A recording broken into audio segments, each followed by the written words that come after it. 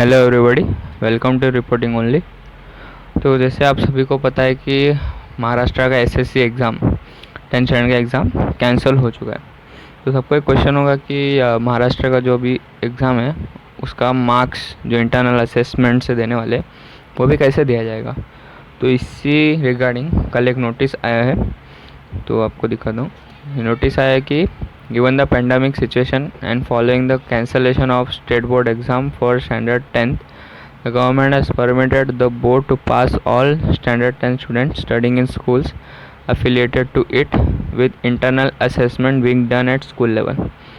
तो ये तो आपको सभी को पता है कि इंटरनल असेसमेंट से सबको मार्क्स मिलने वाला है। तो इसका भी जो स्ट्रक्चर होगा उसके बारे में नोटिस आया है।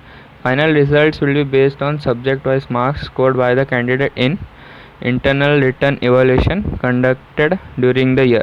जो 10th स्टैंडर्ड में जितना भी आपके इंटरनल एग्ज़ाम्स हुए रहेंगे उसका 30 marks, homework, oral exam, practical, internal assessment उसका 20 मार्क्स, और जो 9th स्टैंडर्ड का रिज़ल्ट उसका फाइनल में जो आपका स्कोर था उसको 50 आउट ऑफ आपको कंसिडर करके दिया जाएगा। तो ऐसे टोटल 50 + 30 + 20 100 मार्क्स हो जाएंगे। तो अभी ये देख सकते हो आप, मैक्सिमम 100 मार्क्स फॉर एक सब्जेक्ट, हर सब्जेक्ट के 100 मार्क्स से आपका परसेंटेज डिसाइड होके आ जाएगा। सबको एक क्वेश्चन भी रहेगा कि 9th स्टैंडर्ड का मार्क्स कैसे दिया जाएगा। तो इसीलिए भी उन्होंने एक नोटिस दिया है कि 9th स्टैंडर्ड का एग्ज़ाम्स जो लॉकडाउन कोविड के पहले जितने भी एग्ज़ाम हुए थे उसके ऊपर से दिया जाएगा। It is no doubt an ad hoc arrangement but one that attempts to incorporate some semblance of normal times. The assessment used for tabulating marks of class 9th will have taken place almost entirely during pre-COVID times। मतलब corona के पहले जो भी आपके exams हुए रहेंगे उसके हिसाब से जो 9th स्टैंडर्ड के मार्क्स है वो दिए जाएंगे। तो ये अभी असेसमेंट के ऊपर एक नोटिस आया है, और एक ऑप्शनल दिया है कि आपको अगर स्कोर आपको जैसा चाहिए था वैसा नहीं है या फिर आपको और थोड़ा और आ सकता है ऐसा लगता है, तो for admission to FYGC the Maharashtra government will conduct a CET for all standard 10 student. मतलब एडमिशन 11th स्टैंडर्ड एडमिशन के लिए आपके लिए एक एग्ज़ाम होगा CET, वो ऑप्शनल बेसिस पे होगा। It will be conducted once the COVID situation improves. जैसे ये सब इम्प्रूव हो जाएगा तब आपका वो एग्ज़ाम हो जाएगा।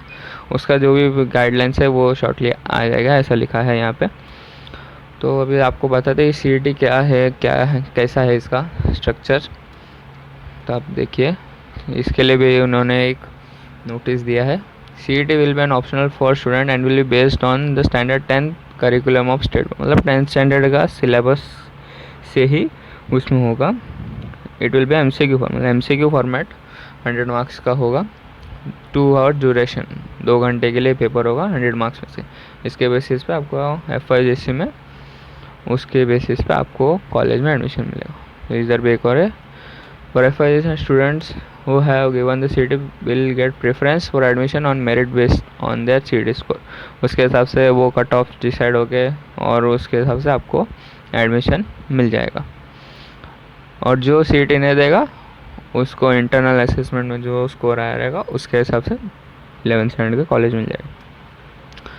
और अभी एक रिपीटर्स या फिर प्राइवेट जो क्लास इम्प्रूवमेंट के लिए बैठे हैं उनके लिए एक नोटिस आया है कि जो उनका ये अटैम्प्ट कंसिडर नहीं किया जाएगा। जो 2 चांस मिलते हैं उसमें ये 2021 वाला चांस उसमें ऐड नहीं किया जाएगा।